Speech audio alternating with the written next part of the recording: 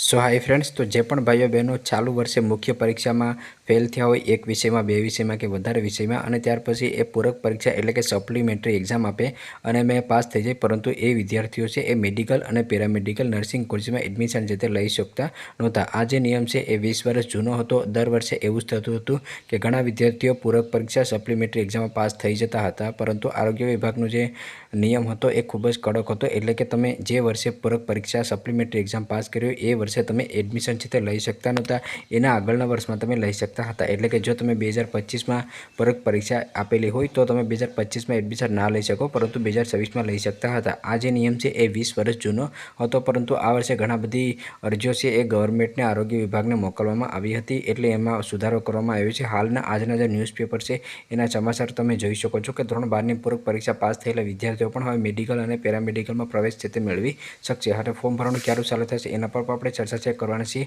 પરંતુ વિગતવાર માહિતી છે આપણે જોઈ લઈએ। તો જે પણ વિદ્યાર્થીઓ મેડિકલ પેરામેડિકલમાં એડમિશન લેવા માંગતા હોય અને પૂરક પરીક્ષામાં પાસ થયા હોય તો એ વિદ્યાર્થીઓ માટે પણ ફરીથી ફોર્મ છે તે ઓપન કરવામાં આવશે। હવે ઘણા બધી વિદ્યાર્થીઓને મને વોટ્સઅપ ગ્રુપમાં એક કોમન પ્રશ્ન આવે છે કે સર મારી પાસે 2 માર્કશીટ છે તો મારે ફોર્મ કઈ રીતે ભરવું જોઈએ। તો જરૂર પડશે તો એના પર પણ હું એક લાઈવ પ્રોસેસનો વિડીયો બનાવી દઈશ કે તમારે ફોર્મ કઈ રીતે ભરવાનું રહેશે।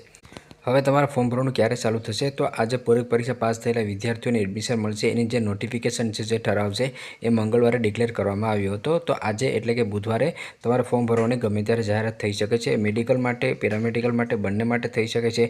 મેડિકલની વાત કરીએ તો મેડિકલમાં દરેક રાઉન્ડમાં નવું રજિસ્ટ્રેશન થતું હોય તો કદાચ પ્રથમ રાઉન્ડ માટે જો રજિસ્ટ્રેશન ઓપન ના થાય તો તમે સેકન્ડ રાઉન્ડ માટે પણ રજિસ્ટ્રેશન છે તે કરી શકો છો। એટલે મેડિકલ માટેનું મેરિટ લિસ્ટ છે તે આવી શકે એમ છે, પરંતુ જો એનું પણ અત્યારે ચાલુ કરવું હોય તો એ લોકો કરી શકે છે, પરંતુ એનો દરેક રાઉન્ડમાં નવું રજિસ્ટ્રેશન થતું હોય તો પૂરક પાસ વિદ્યાર્થીઓને સેકન્ડ રાઉન્ડમાં પણ લઈ શકે છે, એટલે કે સેકન્ડ રાઉન્ડમાં પણ એને એડમિશન આપી શકે છે। બાકી જે પેરામેડિકલ નર્સિંગના વિદ્યાર્થીઓ છે એના માટેનું જે શેડ્યુલ છે એ આજે ડિક્લેર કરવામાં આવશે અને ડિક્લેર કરવામાં આવશે ત્યાર પછી જે પણ તારીખની માહિતી હશે એના પર પણ હું વિડીયો બનાવી દઈશ અને ઇન્સ્ટાગ્રામ પેજ અને વોટ્સએપમાં પણ તમને લોકોનો અપડેટ છે તે આપી દઈશ। ડેઇલી અગત્યની અપડેટ છે વોટ્સએપ ગ્રુપમાં અને ઇન્સ્ટાગ્રામ પેજમાં આવતી હોય છે, તો ત્યાં તમે ફોલો કરી લેજો જેથી કરીને કોઈ પણ અપડેટ છે મિસ ના થાય। તો હાલ અત્યારે medical, dental, ayurvedic, homoeopathic, nursing, BSc nursing, GNM, ANM, physiotherapy વગેરે કોર્સીસ માટે તમે પૂરક પાસ કર્યું હોય તો તમે ફોર્મ છે ભરી શકો છો। વધારે અપડેટ કોઈ પણ આવશે તો એની પર હું વિડીયો છે બનાવતો રહીશ। જો તમને આ વિડીયો પસંદ હોય તો લાઇક કરજો અને ચેનલમાં ન હોય તો ચેનલને સબસ્ક્રાઈબર કરવાનું ભૂલશો નહીં।